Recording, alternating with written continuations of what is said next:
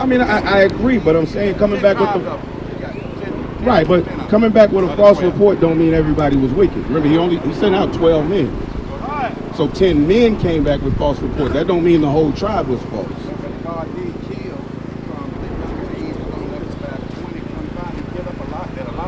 He did from age 20 and older. He made them wander for 40 years in the wilderness. Then he killed them. Right. So that means the rest of them still live from 19 to newborn. So that means all of Israel was not unrighteous. So we can't live by that. But some of the guys that were claiming to Israel, they wasn't Israel, but they were some. Right, but that's a different thing. Now, you know you're Israel. So I'm asking you, what do you need to do since you know that you're Israel? That's what we're going into. Read that.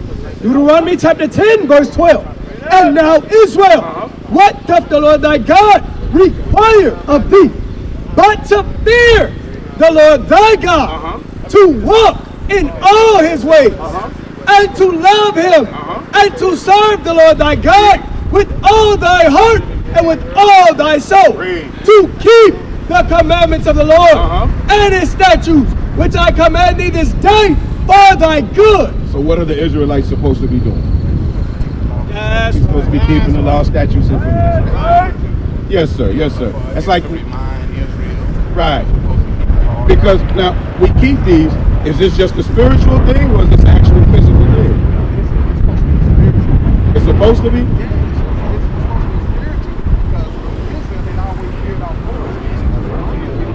I got you.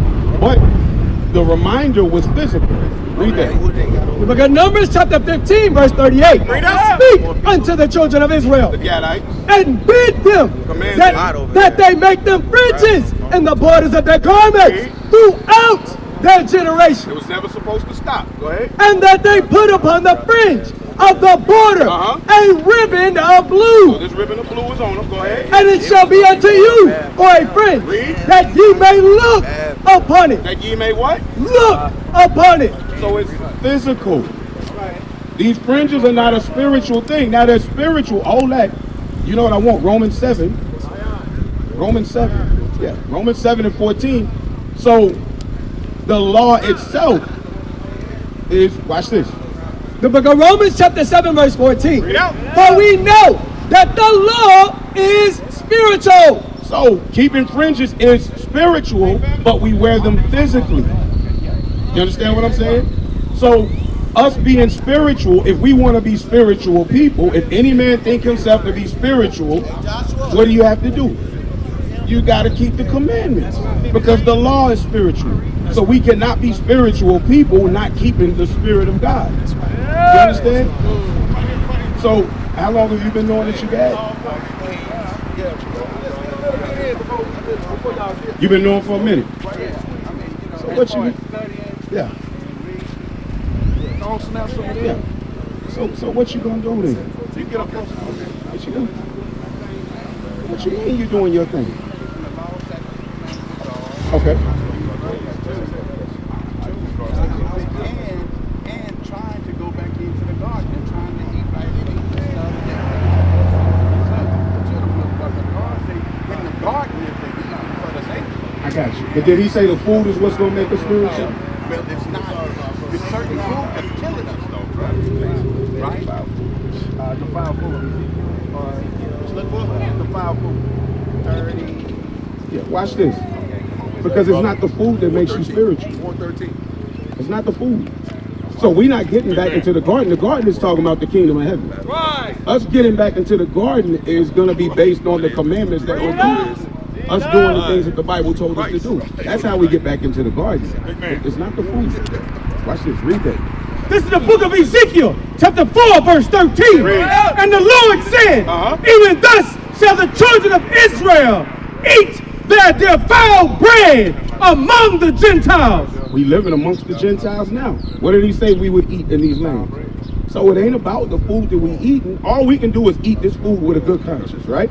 So we don't eat pork because the Bible says clearly don't eat pork. We don't eat catfish, shrimp, lobster, crab. We don't eat that because we know definitely the Bible say don't eat it. But when I take a slice of bread, that bread probably got all manner of stuff in it. I don't know what they use to spray on the wheat and the barley and stuff that they made that bread with.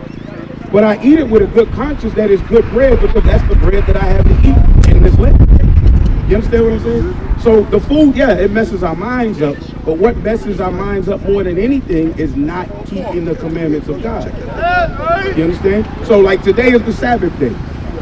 So are you supposed to be congregated on the Sabbath day? Is that a law?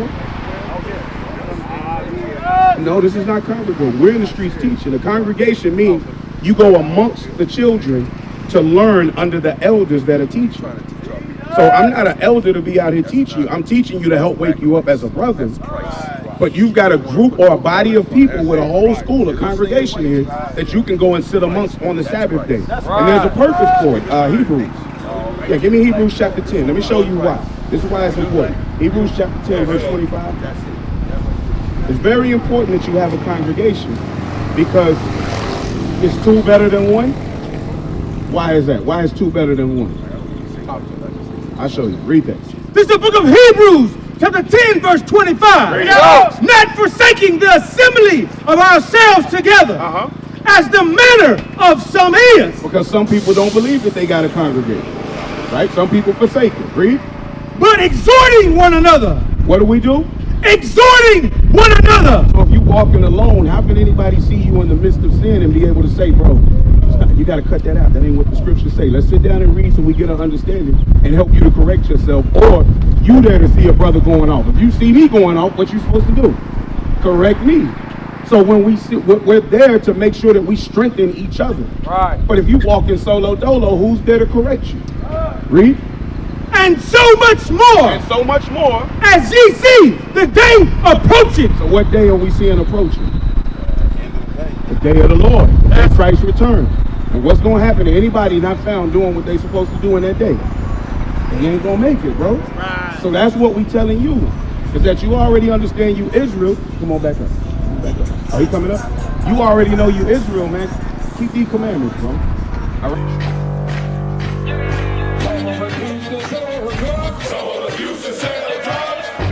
Nation is men leading by example.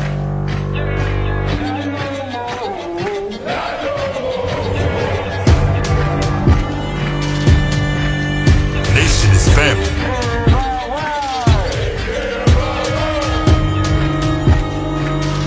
Nation is community. Nation is children with role models.